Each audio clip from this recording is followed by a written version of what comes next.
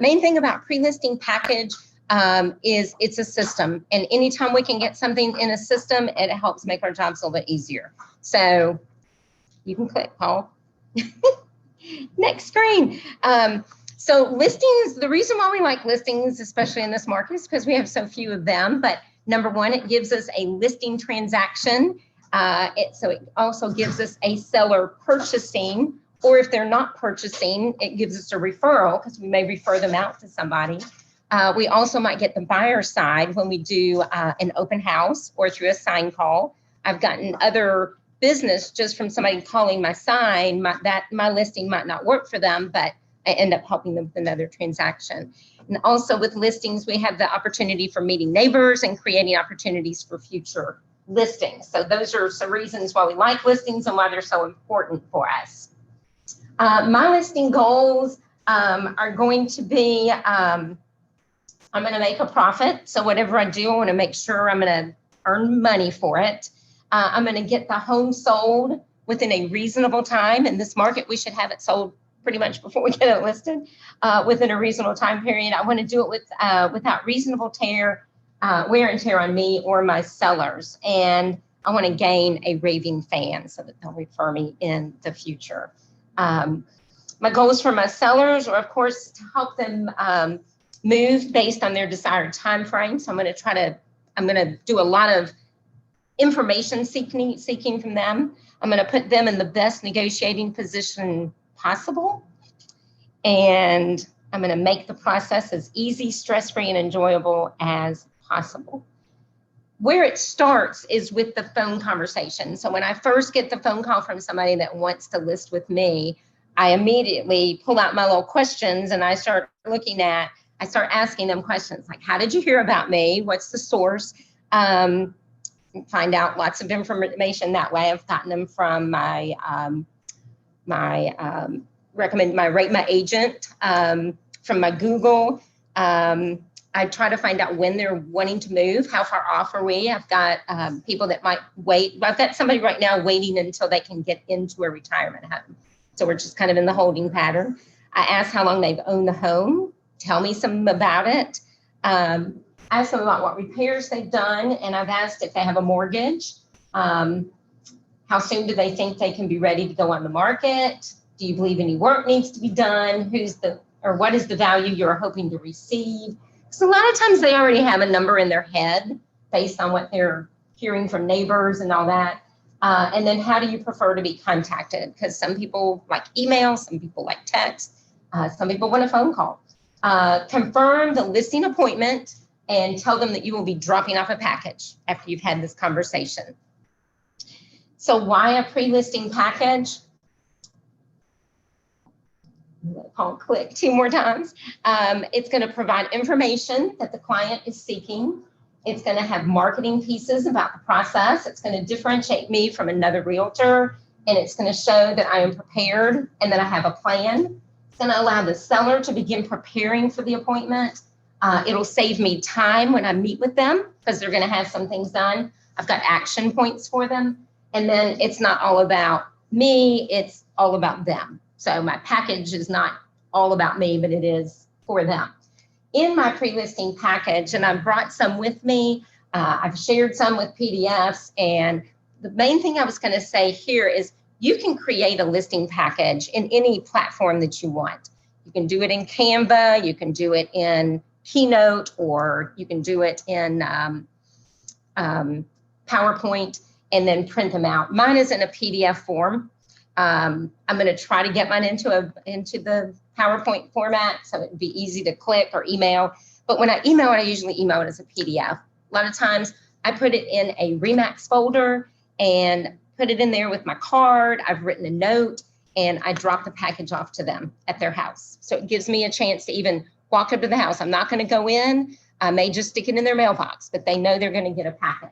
Inside of my pre-listing packet, I've got some different documents, but I've got about me, I've got about my business, I've got client testimonials. I've got a form for them to fill out that's about them, and I have a list of things I'm going to need from them, and I have a list of questions for them to start thinking about so that when we have our conversation, they can respond. I have a list where they can write down home improvements and then gather up any kind of warranty information, anything that they have for that. I've got a flyer that is 7 reasons to work with a realtor. So it gives them that kind of boost me up as a real estate agent.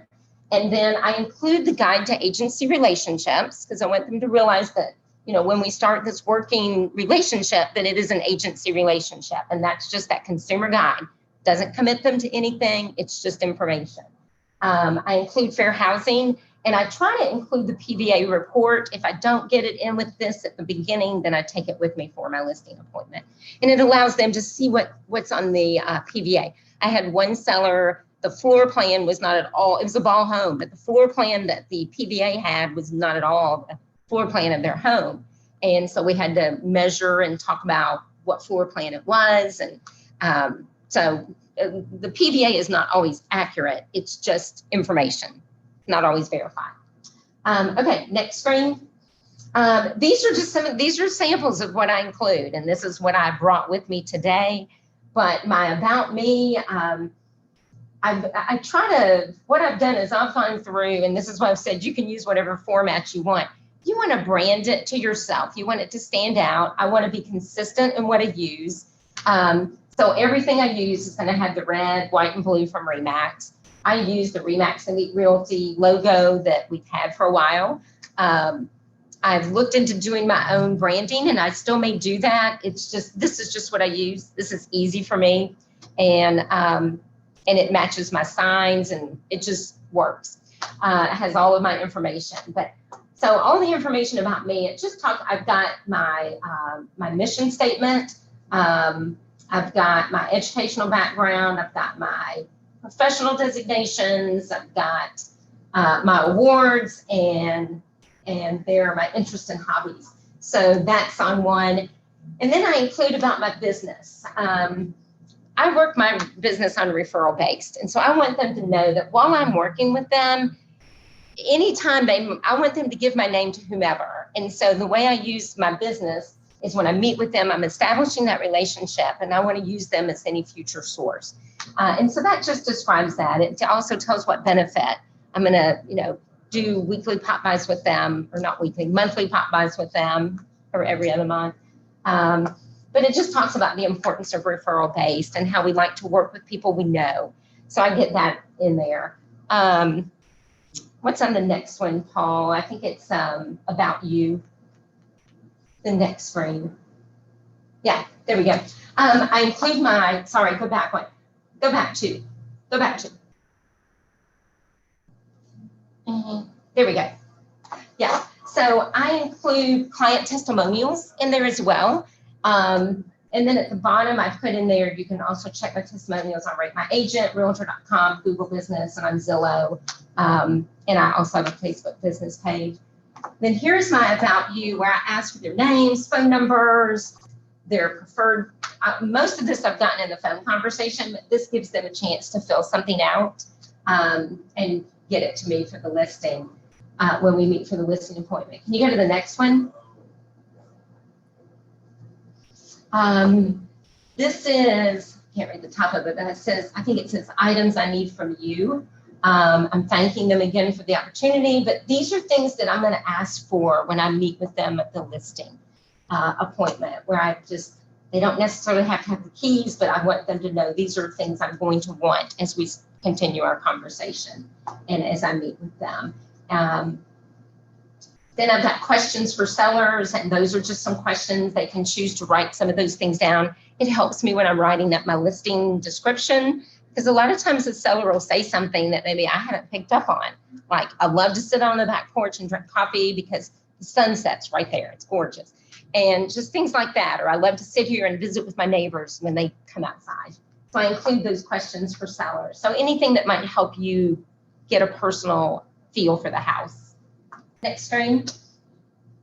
There's the home improvements list.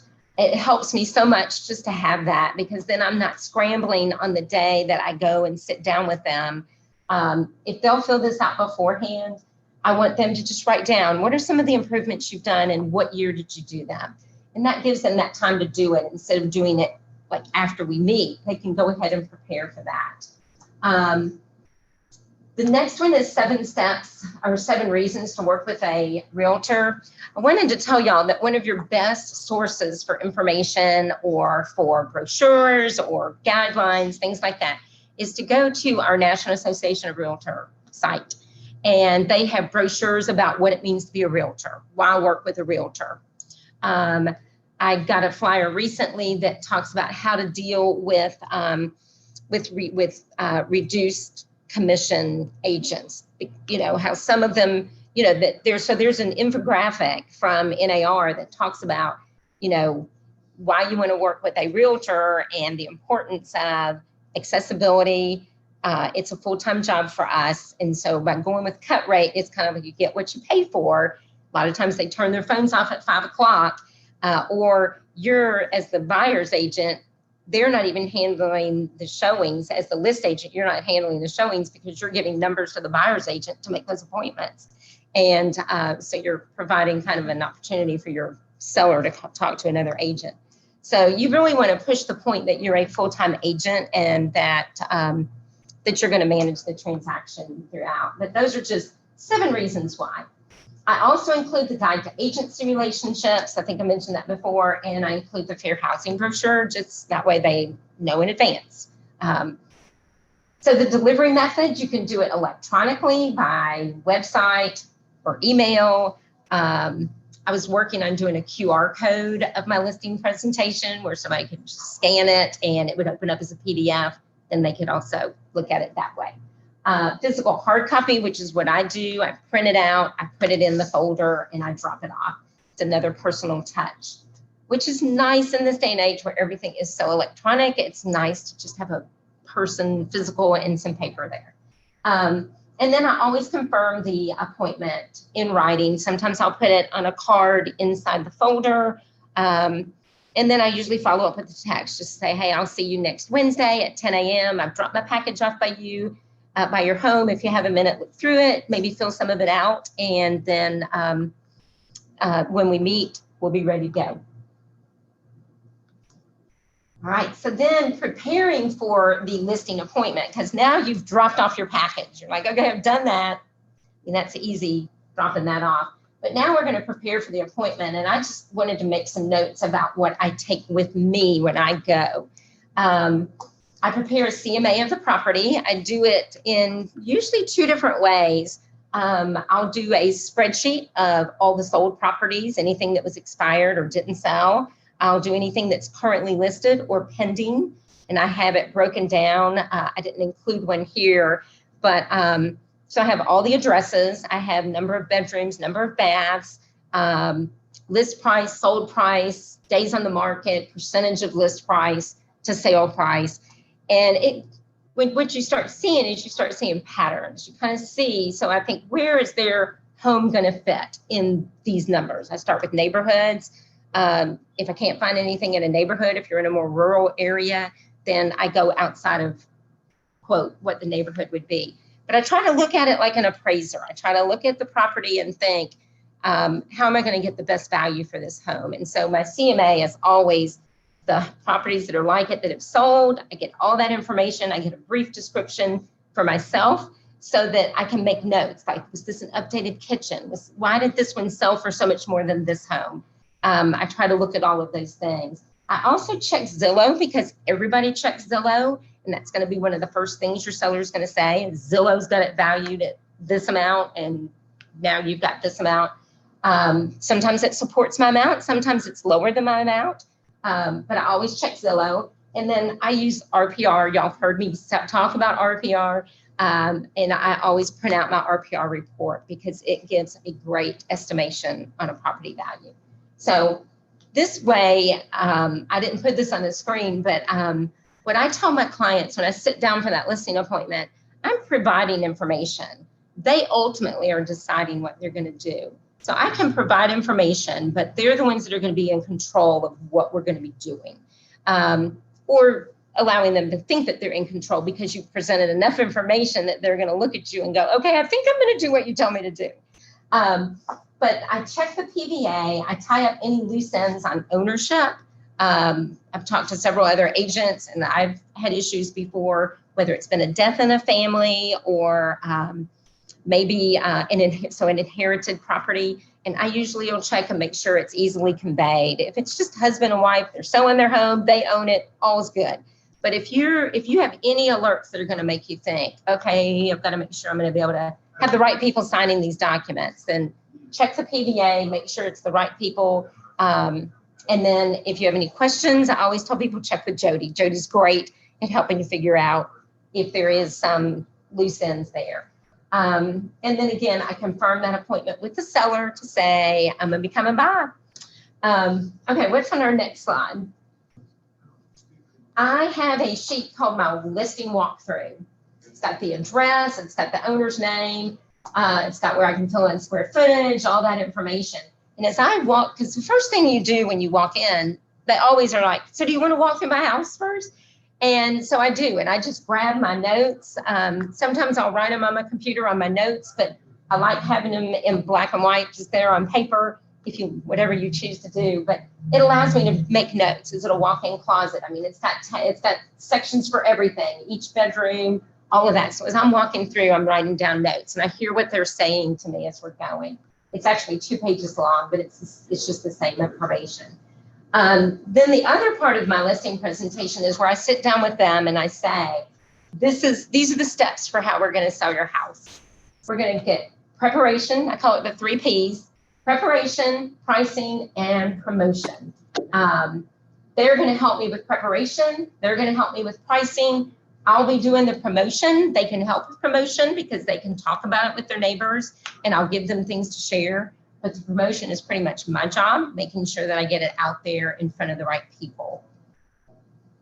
Next slide.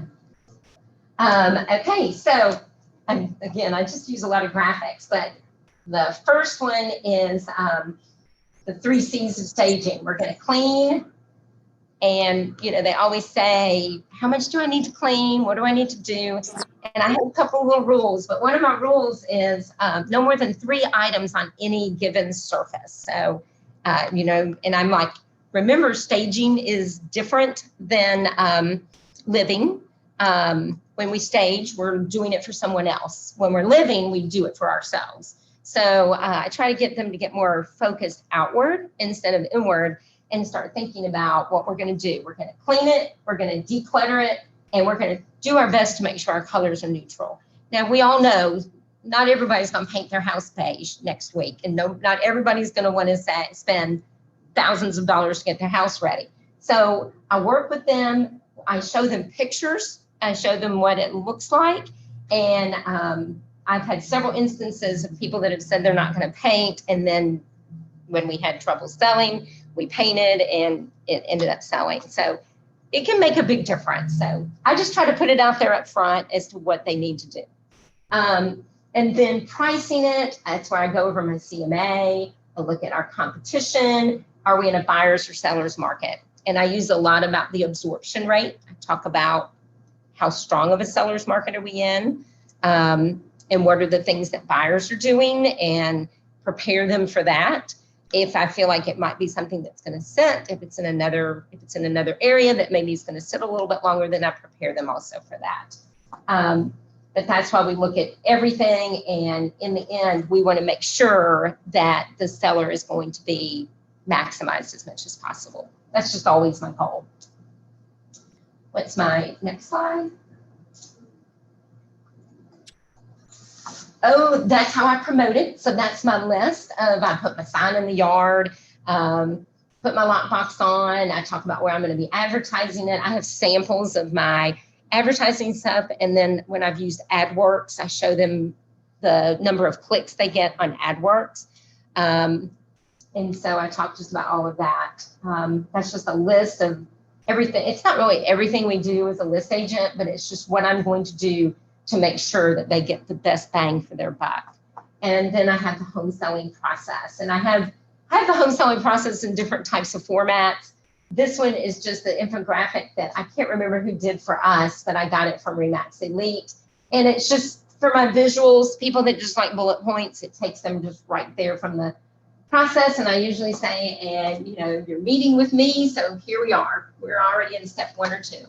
and then walk them through that process. And that's the one thing I try to ensure them when I take a listing is I ensure that I'm going to walk them through the entire process. That they don't have to have this memorized. They don't have to know how it all works, but just for them to be able to understand it's a process, and I'm going to walk them all the way through to the very end. Okay, what's the next one? One of the things I'll use in my conversation, one of them is, I provide, you decide. So I provide the information, you're going to decide on what we're going to do and how we're going to do it. But I sometimes will ask the question, if I could wave a magic wand and make this move happen perfectly for you, tell me what that would look like. And it's just always nice to hear what they're going to say. Sometimes it might be, I want to be able to move all my stuff out before you do anything. Or I just need you to help me stage. Like, I don't even have comforters on my beds. Can you help me with that? What are the things that you can do to help me with? And so by sitting back and listening to them, it really helps me figure out what are they looking for? What are their needs? And what can I do to help them? And I try to provide as much service as I can for any of those types of things. If you need a painter, if you need a handyman, if you need comforters, if you need shower curtains that are not, bright colors or black or whatever. I have solid white shower curtains. So I try to just do the things. I have pillows because I'm a Southern girl and I can put pillows on anything and fancy anything up. So, but I start with asking them what it is that they're looking for and what's the best thing that can help them. I always follow up with an email after we have met and go over the points. Like, these are the things that I would recommend that you do. And I pinpoint the things they're going to do. Ask them if they have any questions about our conversation. And then I always send a thank you card, just thanking them for having me in their home and for allowing me to talk to them about listing their home, and that I would love to be of service. That is probably the end. Does anybody have any questions? I kind of whipped through my listing presentation, but I did bring some with me. But does anybody have any questions about kind of my packet or how I do it or what I include in it? I have a question. Yes. Can you hear me? Yeah, that's Renee. Hey, Renee. Your last page, the overview, I think it was like your last page. Where did you find that? Was that like a RE/MAX University, or that was on the Realtor page, or did you really create it? Because that was pretty detailed. Somebody did those infographics for it, and through the buying process, I think it even has my picture on it. But somebody here in the office shared it with us, the infographic. And I think it's on the RER resource website. So if you go to RER, where it is? That RE/MAX. Yeah, I believe it's there. Yeah. Is it RER or that RE/MAX Elite site? Maybe. RER resource. Yeah. RER resource.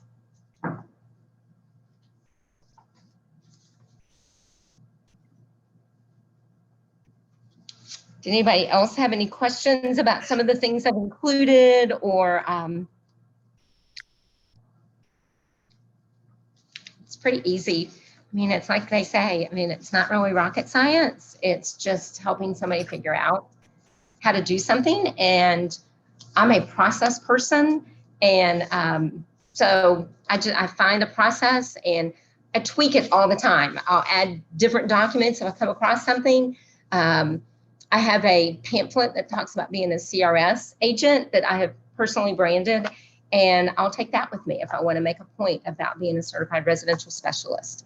I do everything I can to make sure they know that I'm a professional, that I do it full time, and that I will serve them 100% satisfaction. So this is just one way to kind of put your foot forward, differentiate yourself from the crowd, and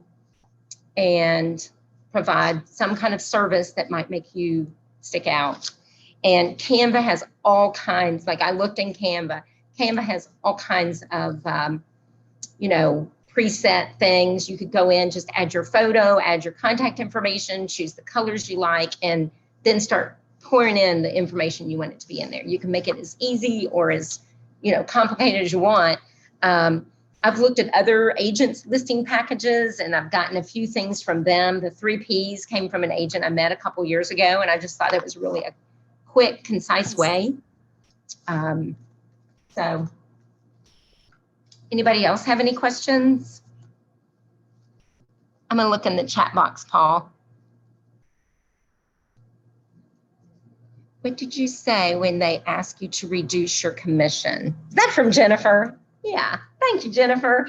Okay, so I'll tell you what I do reply with when they ask me. Normally, I'll be honest with you, I really don't get that question. I cannot think of the last time I've had to defend my commission. I can't remember the last time I gave in on my commission. I mean, I work hard for what I make, and I work hard for my clients. And I think when they know, I actually had some buyer clients that I met, and the house they already had the house they wanted to buy. It was with an individual, and they wanted to be in the best possible situation to purchase the home. It was not listed, and it was very competitive, even though it wasn't listed, just because of where it was. And so I talked to them. I went through my buyer presentation is really similar to my listing presentation. And I went through my buyer presentation with them, and I talked to them about commission. And I said, when we make an offer, this is kind of what a seller pays for normally. When things get competitive, then we've got to make our number better. We've got to somehow figure out our number better. And I said, as a for sale by owner, they typically, I have to negotiate with them for my commission. Another way to work around that, especially a year and a half ago, I mean, you would have to give your firstborn away. So I talked to the buyers and I said, one way you can do this is if you're willing to pay for my commission, that's more money in the pocket for the seller, but it's less money out of your pocket. But it's going to save them quite a bit of money. And so my buyers actually agreed to pay. After we sat down and talked about what we were going to do, how we were going to move forward, they agreed to pay my commission, and they didn't balk at it at all. They absorbed it, put it into the purchase price, and we presented the offer to the sellers. And we ended up being the winning contract. But you asked for my response. So here's what my response says. I always say, like, so you work at a job, you have an employer, you've been hired to do a job. And so you show up on Monday and you work the whole week. And on Friday, your supervisor comes in and says, I know you've worked all week. You've worked really hard. In fact, you've done a great job. I just really am going to see if maybe you would take 50% of your salary this week. Even though you've worked really hard, I'm just wondering would you be willing to do that? And I would think, what would your response be if your employer walked in and asked you to do that? What would you say? And most people are going to say, well, absolutely not. Like, I worked 40 hours this week and I did a great job for you. Why would I mean, like, I worked for you. And so usually when you bring it up like that if they want to cut my commission, then unfortunately it's going to cut some of the services I can provide. And I don't want to cut the services I provide, because the services I provide are going to be professional and top-notch. And as I'm working for the seller, I'm going to give them 100% of my attention, and I'm not going to give them a commission. If they continue to balk, then you know, I had an agent in Birmingham tell me, he's very successful, and he said, sometimes if they just want to win that battle, I will come off 0.25% off of my commission, and they feel like they've won. So don't give, it's just like in football, it's just like in basketball. Don't give up on when you know you could be in an advantage. Don't give up. Don't sell yourself short. You're in this for a reason. You're in it to make money. And I always tell them, I absorb all the marketing costs. I don't charge a fee up front. I don't ask for $395 to pay for my videos or for my photography. I absorb all of those costs up front. And if I'm going to absorb those costs, then I'm going to ask you to ride this wave with me, and let's maximize your price and let's get your property sold. And then the only way I'm going to succeed, the only way I'm going to earn my money is to get their home sold at the top dollar. And that's when I get paid. So I don't get paid until I've done my job. And I'm not going to cut it up front, because I'm not going to hamstring myself. I'm going to provide the best possible service. So I just kind of talked my way through it, and never had anybody. I think I had one person in Birmingham. They ended up using my painter, they used my handyman, and they didn't use me to sell their house, and they used somebody else. And I just, Jennifer, when you're in this business long enough, you learn to just put on your big girl panties and keep going. And that was one out of what, 200 transactions. So if I lost that one, it's okay. So I'm gonna pick up, I'm gonna keep moving, and believe that I can do a good job. Does that help? Anybody else have any questions? Great answers. You have to kind of be a bulldog in this business. So I think that's all I've got for you guys. If y'all want any samples of this, I know I've tried to email it before and some people have had issues, but if you want me to send anything to you or to share, if there's a way to share this, I think Paul, they can go back and watch it. But, you know, make it about you, make it something that you can do, and make it something that you can print it out, scan it, shoot, whatever, get it over there to them. And again, it's mainly just for information to help them take that next step to move towards their goal. So if y'all don't have any questions, almost done. Got like 8 minutes. I went through it fast because I was really worried about our time. Well, y'all, I really hope everybody will put together some type of a listing package, pre-listing package. And then when you go in for your listing appointment, that you can just knock it out of the park.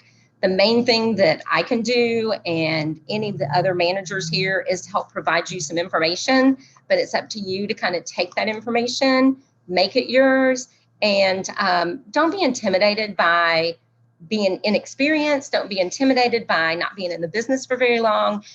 Use some words to make yourself more experienced. You've had a job. I mean, it's not like this is your first job. So you're a good worker. If you're new to the business, you're just getting started, think of all the time that you can devote to that client, and you can provide great service. And the other thing is, we have a team of agents that are standing behind us. If somebody asks me a question that I don't know, I just say, you know, I don't know the answer to that question, but I have Holbrook and Holbrook Title. I have 90 other agents. I have a marketing guru in Paul. I can get these answers. I can get these answers really quickly. So just know that if you're not there by yourself, you have a whole team of people that you can reach out to. You don't have to be the be-it-all, know-all, because you have such great resources. And so by using those resources, it can help you be better and help you be better prepared in what you're going to do. So hopefully I've helped you guys. Thank you. Thank you all. Thank you for being here. If you didn't make it for lunch, it was great. Thank you, Tim, and thank you for getting your computer hooked up. I appreciate it. Paul, thank you for helping us.